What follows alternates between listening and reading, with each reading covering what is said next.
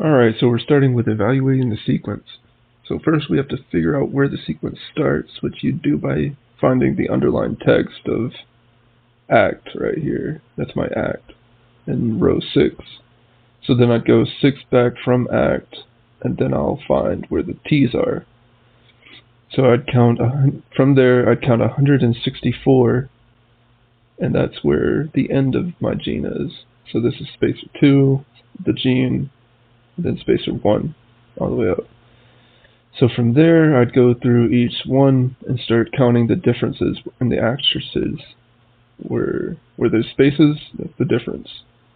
So right here, there's 2 indels, and then here, where there's 2 T's.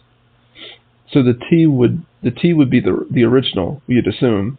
Since we can only tell between the 3 species, we assume that the T is the correct one, and A must be the mutation for AY1.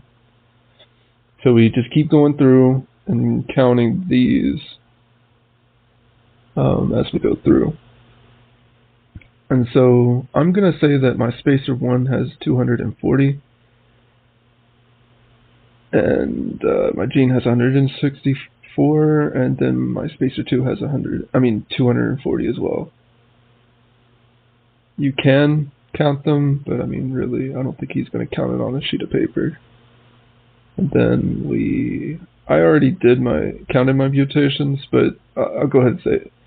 I put S for transition, and then V for transversion, and I for indel. Whenever we get to all 3 of them are different, we assume that all 3 of them must be mutations. So we just put P's. Then you just count them up, and then you'd average them. If there's like 50 of them, we do 50 divided by 240, and that would be your average of the mutations. Then, to make it easier to see it all, I'd put it in a chart. I think I know Microsoft Word has one, and then also Google has an Excel sheet. But I just put them all on a chart, and then you can see from the totals as you're tallying them up per the species.